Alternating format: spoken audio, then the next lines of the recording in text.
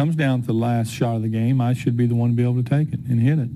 Because if you're going to be good at anything, you got to practice. The story of Larry Bird begins not under the bright lights of Boston Garden, but in the quiet streets of French Lick, Indiana. From that small-town upbringing came a man who would stand at the center of the NBA's greatest battles, carrying the pride of the Celtics on his shoulders and rewriting what it meant to be a competitor.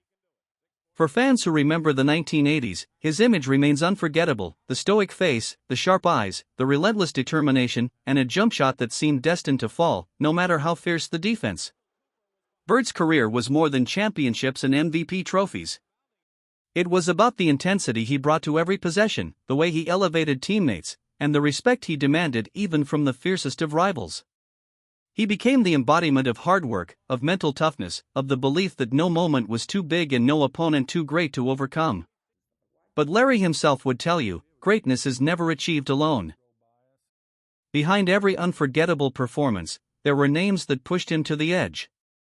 Players who tested his limits, forced him to dig deeper, and inspired him with their own brilliance. Some were rivals he battled countless times, locked in duels that shaped an entire era. Others were men he admired from afar, their skill so undeniable that even Bird, known for his blunt honesty, could only tip his cap. Today, we turn back the clock and step into Bird's world once again. But instead of counting his trophies or revisiting his legendary clashes with Magic Johnson, we'll listen to his voice, the voice of a champion remembering those he admired most. These are not just names on a list, they are the players who earned his respect, who stood tall in his eyes, and who helped shape the way he saw the game of basketball. Because when Larry Bird names his favorite players, he isn't just honoring them. He's revealing a part of himself: the competitor, the student of the game, and the man who carried the weight of a dynasty. And through these 5 names, we understand not only who Bird admired, but also the very soul of the game he loved. When Larry Bird speaks about the players who defined his career, the first name that inevitably rises is Magic Johnson. Their story is inseparable, woven together across an entire decade of NBA history. Long before Boston and Los Angeles became the epicenter of their rivalry, Bird and Magic first crossed paths on a college court in 1979, when Indiana State met Michigan State in the NCAA championship. It was a game that drew the attention of the nation, a foreshadowing of the battles that would come to define professional basketball in the 1980s. Magic's Spartans triumphed that day, but the duel marked the beginning of a saga that would elevate both men beyond the ordinary. Magic Johnson brought a style unlike anything Bird had ever seen. At 6'9", he wasn't supposed to be a point guard, yet he controlled the game with grace and vision. His passes curved through defenders as if guided by instinct alone, dazzling teammates and frustrating opponents. For Bird, who prided himself on court awareness and precision, Magic was both a mirror and a contrast to showman whose creativity pushed Bird to sharpen every aspect of his own game. The 1980s became the era of Celtics versus Lakers, a rivalry that went beyond basketball and became cultural.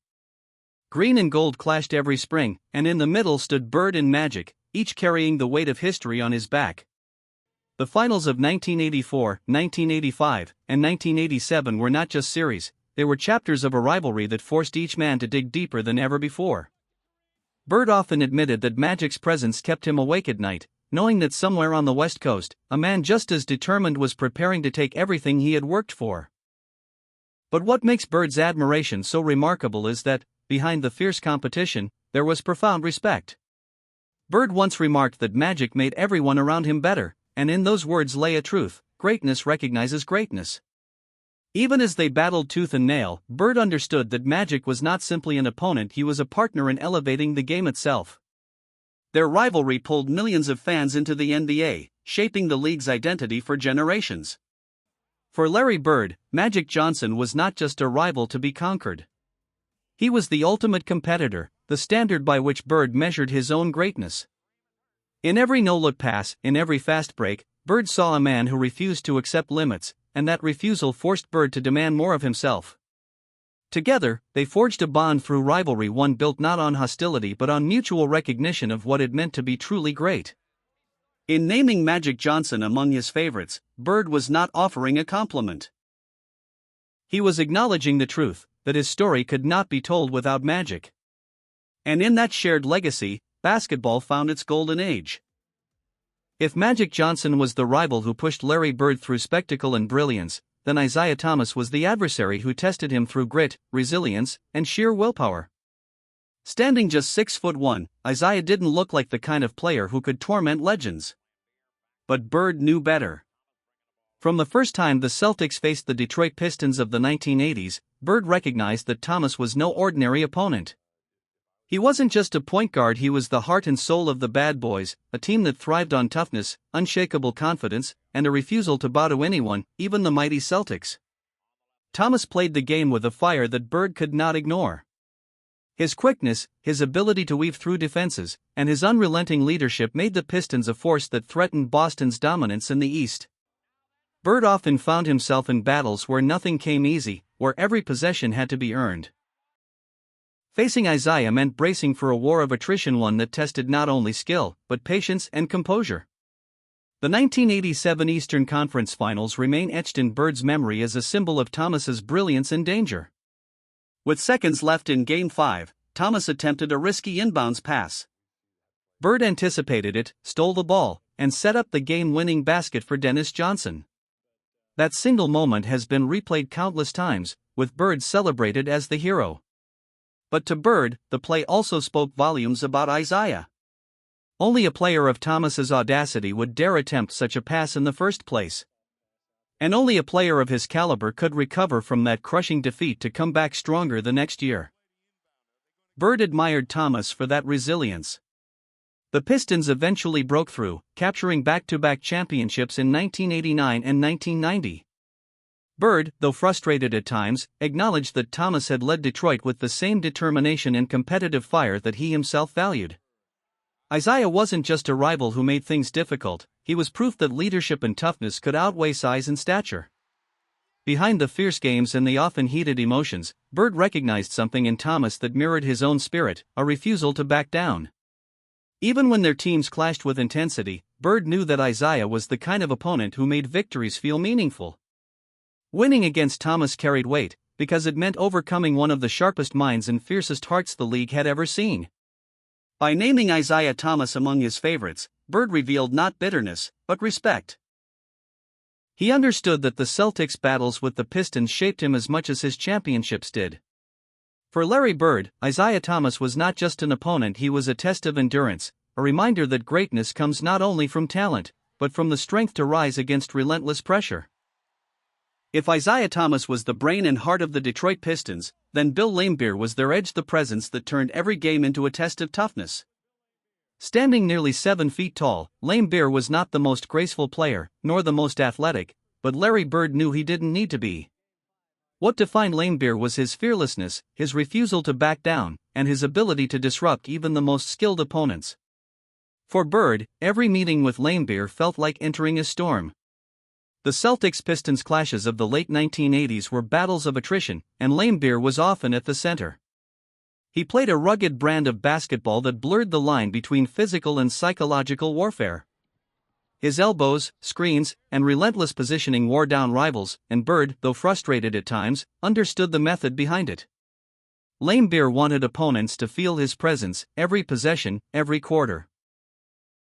What Bird admired, though he seldom admitted it during those heated years, was Laimbeer's absolute commitment to winning. He didn't chase highlight reels. He chased results. He protected the paint, grabbed rebounds with brute determination, and hit timely outside shots that stung as much as his physical defense. In an era filled with graceful superstars, Laimbeer was a reminder that toughness and persistence could be just as valuable. There were nights when emotions boiled over, when Boston and Detroit pushed one another to the brink. Yet behind the scrapes and the tension, Bird recognized that Laimbeer was essential to Detroit's rise. Without his toughness, the Pistons might never have broken through the Celtics and the Lakers to seize their championships. In his own way, Laimbeer became a symbol of the Pistons' identity, uncompromising, relentless, and proud. Bird, who built his career on hard work and resilience, could not ignore those qualities in Laimbeer. Even if their encounters often ended with heated exchanges, Bird knew that players like Laimbeer made victories count. Beating Detroit meant surviving not only Isiah's brilliance but also Laimbeer's punishing presence. By placing Bill Laimbeer among his favorites, Bird revealed an important truth: respect does not always come from elegance or popularity. Sometimes it comes from the opponents who push you into the trenches, who make you fight for every rebound and every shot.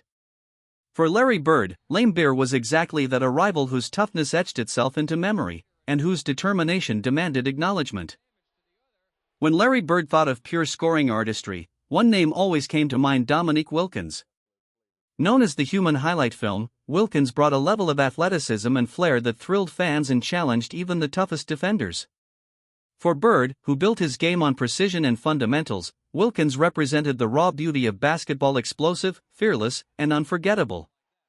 Their most iconic battle came in the 1988 Eastern Conference semifinals, a duel that still echoes in NBA history. In Game 7 at Boston Garden, Bird and Wilkins traded basket after basket in a showdown that felt more like destiny than sport. Bird scored over 20 points in the final quarter, answering every move Dominique made. Wilkins, in turn, soared through the air with dunks and jumpers that silenced the crowd before Bird roared back to lift the Celtics. Boston won that day, but even Bird admitted it was one of the greatest head-to-head clashes he ever experienced. What impressed Bird most was not just Wilkins' scoring, but his courage. Dominique never shied away from the biggest moments. No matter how many defenders swarmed him, he found a way to rise above, literally and figuratively. His ability to dominate through sheer athleticism forced Bird and the Celtics to summon every ounce of strategy and resilience. Off the court, Bird respected the way Wilkins carried himself. Despite being a showman, Dominique was more than highlights. He was consistent, night after night, carrying the Atlanta Hawks on his shoulders and giving fans a reason to believe. Bird recognized that level of responsibility, the weight of a franchise resting on a single star, because he had lived it himself. By naming Dominique Wilkins among his favorites, Bird honored more than just a rival. He acknowledged a peer whose greatness pushed him to his limits, whose artistry reminded him of the many ways basketball could inspire. For Bird, Wilkins was proof that competition at its fiercest could also be competition at its most beautiful. When Larry Bird looked back on the journey that defined his life in basketball, the names he cherished most painted a portrait of respect, rivalry, and inspiration. Magic Johnson was the rival who mirrored his greatness, a man who forced him to rise higher with every duel. Isiah Thomas was the warrior of resilience, proving that heart could overcome any measure of size. Bill Laimbeer was the embodiment of toughness, a reminder that the game was as much about endurance as it was about elegance. Dominique Wilkins was the artist, a scorer whose brilliance turned battles into masterpieces. And Julius Erving, Dr. J, was the legend, the standard-bearer who carried the game into a new era with grace and style. Together, these five names reveal the essence of Bird himself. They show us a man who valued competition, who measured his own legacy not only by the banners hanging in Boston Garden, but by the opponents who demanded his very best. Each of them was a mirror, reflecting a different aspect of the game he loved: skill, toughness, artistry, leadership, and integrity. For fans who remember those nights, the echoes of their clashes still resonate. They remind us that greatness is never built alone. It is forged in the fire of competition, in the respect between rivals, and in the quiet acknowledgement of one legend for another. And so we are left with a question: who are the five players that shaped your love for the game? Which names still live in your memory, decades later? If these stories brought back the spirit of the NBA's golden age, don't forget to subscribe and share your memories. Because, like Larry Bird, the game lives on in the names we can never forget.